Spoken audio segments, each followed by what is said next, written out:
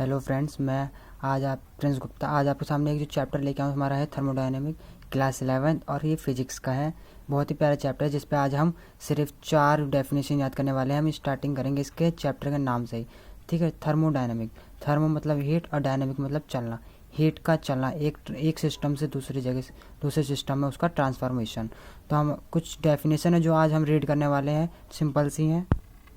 आज हमारे ये 4 टॉपिक है जिन्हें हम अच्छे से रीड करने वाले हैं, बहुत ही इंपॉर्टेंट है हमारे लिए। आज हम शुरुआत कर रहे हैं चैप्टर की, धीरे धीरे इसके आगे जो पार्ट बनते जाएंगे उसको आप रीड करते रहना।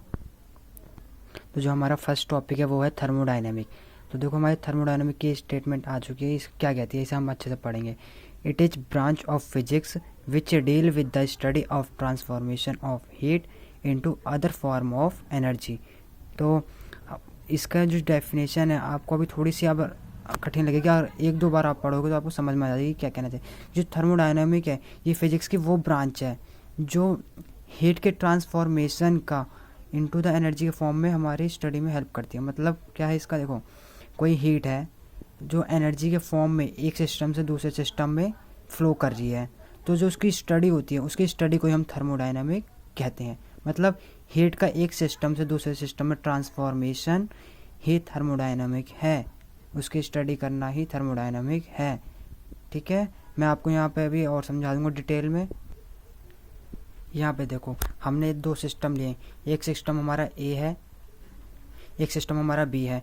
इस सिस्टम्स की जो मान लो इस सिस्टम में हीट है, जो हीट है इस सिस्टम से ए से बी में जा रही है, तो जो इसकी यहाँ पे एक सिस्टम से दूसरे सिस्टम में जा रही है हीट, मतलब इसका ट्रांसफॉर्मेशन हो रहा है, मतलब एक जगह से दूसरी जगह ट्रांसफ़र हो रहा है, तो इसी को हम कहते हैं थर्मोडायनामिक सिस्टम हो गया हमारा ये, ठीक है। इसकी स्टडी को हम थर्मोडायनामिक कहते हैं।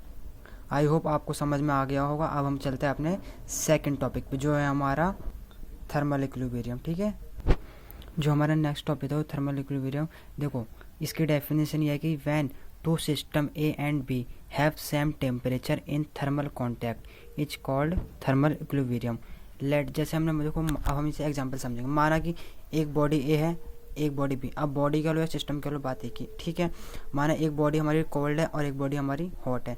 देखो जब हम दोनों को कांटेक्ट में लाते हैं तो जो हॉट बॉडी है वो कब तक उस कोल्ड बॉडी को अपनी मतलब जो हीट देगी, जब तक इन दोनों का टेम्परेचर सेम नहीं हो जाएगा वो हीट कोल्ड बॉडी जो है हॉट बॉडी से हीट गेन करती रहेगी, ठीक है। और हॉट बॉडी अपनी हॉटनेस का लॉस करती है, ठीक है, हीट का लॉस करती है।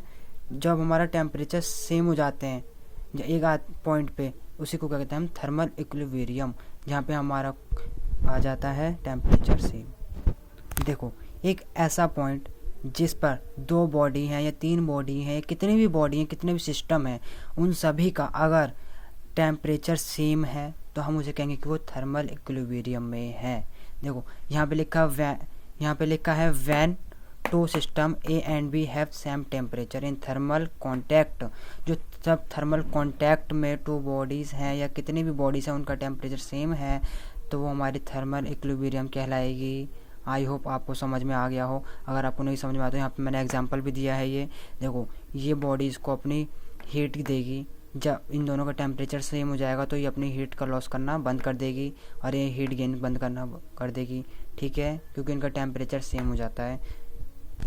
देखो हमारा नेक्स्ट टॉपिक था 0th लॉ ऑफ थर्मोडायनामिक, ठीक। ये लॉ बहुत ही इंपॉर्टेंट है हमारा। अभी तो देखो इसकी डेफिनेशन मुझे पता थोड़ी सी बड़ी है, पर जब हम इसका कॉन्सेप्ट समझेंगे, जब हम इसको एग्जांपल के थ्रू समझेंगे तो आपको ये पूरा अच्छी समझ में आ जाएगी, मुझे पक्का पता है, ठीक है। तो अभी हम इसकी पहले एक बार डेफिनेशन पढ़ लेते हैं। According to this law when 2 system A and B are separately in thermal equilibrium with third system C, then system A and B in thermal equilibrium and is called zero law of thermodynamic, ठीक है। अब हम इसको एक example से समझते हैं। जैसे एक बार मैं ऐसे आपको बता दूं, जैसे मान लो 2 सिस्टम है A एंड B जो थर्मल इक्विलिब्रियम में है, मतलब उनका टेम्परेचर सेम है और वो एक किसी थर्ड सिस्टम से कनेक्टेड है, तो यही हमारा क्या होता है 0th लॉ ऑफ थर्मोडायनामिक। अब हम एक बार फिगर बना के देखते हैं इसके एग्जाम्पल। अब देखो हमारे यहाँ पे 3 सिस्टम है, मान लो एक ए बी सी, ठीक है। ये दोनों तो हमारे थर्मल इक्विलिब्रियम में, मतलब इन दोनों का टेम्परेचर सेम है, ठीक है। और ये दोनों ही एक अलग सिस्टम सी से कनेक्टेड है। देखो बी भी इससे कनेक्टेड है, ए भी इससे कनेक्टेड है। तो यही हमारा कहता है थर्मोडायनामिक वो जीरोथ लॉ यही हमारा डिफाइन करता है। ठीक है, ये टेम्परेचर डिफाइन करता है। ठीक, यहाँ पे क्या बताएगा मैं एक बार और बताता हूँ कि जो हमारा थर्मोडायनामिक का जीरोथ लॉ है वो कहता है व्हेन जब two system have same temperature कह लो आप, या फिर कह लो कि वो थर्मल इक्विलिब्रियम में है दो सिस्टम, और उनको मतलब थर्मल इक्विलिब्रियम में है और उसके बाद वो एक दूसरे मतलब तीसरे सिस्टम से, थर्ड सिस्टम होता है उससे कनेक्टेड है। तो वही होता है हमारे zeroth law of thermodynamic. I hope आपको इस एग्जांपल समझ में आ गया हो। हमारा जो नेक्स्ट टॉपिक है वो है स्टेट वेरिएबल। ठीक है, ये इसकी डेफिनेशन देखो बहुत छोटी सी और ये बहुत आसान है, आपको समझ में आ जाएगा जल्दी से। देखो ये क्या है, the physical quantity which help us to the study of thermodynamic system is called state variable. मतलब एक ही ऐसी फिजिकल क्वांटिटी है जो हमें हमारी हेल्प करती है थर्मोडायनेमिक सिस्टम को स्टडी में। ठीक है, जब हम मान लो मैं आपको बताता हूँ कि सिंपल भाषा में हम थर्मोडायनामिक की स्टडी कर रहे हैं। ठीक, उसमें जो हमारी हेल्प करता है उसे ही हम फिजिकल क्वांटिटी कहते हैं, और उसी फिजिकल क्वांटिटी को हमने स्टेट वेरिएबल कहा है। ठीक है, एक बार और समझाता हूँ अच्छे से। The physical quantity which help अस, ऐसी फिजिकल क्वांटिटी जो हमारी मदद करती है किसमें, स्टडी ऑफ थर्मोडायनामिक सिस्टम में। ठीक, जो थर्मोडायनामिक सिस्टम की जब थर्मोडायनामिक सिस्टम की हम स्टडी करते हैं तो जो हमारी फिजिकल क्वांटिटी हेल्प करती है उसे पढ़ने में, ठीक है, उसे कहते हैं हम स्टेट वेरिएबल। अभी इसके दो टाइप्स होते हैं, एक होता है एक्सटेंसिव और एक होता है इंटेंसिव। मैं जो आपको यहाँ डिफाइन करता हूँ, देखो जो इसका फर्स्ट फैक्टर है हमारा वो है एक्सटेंसिव।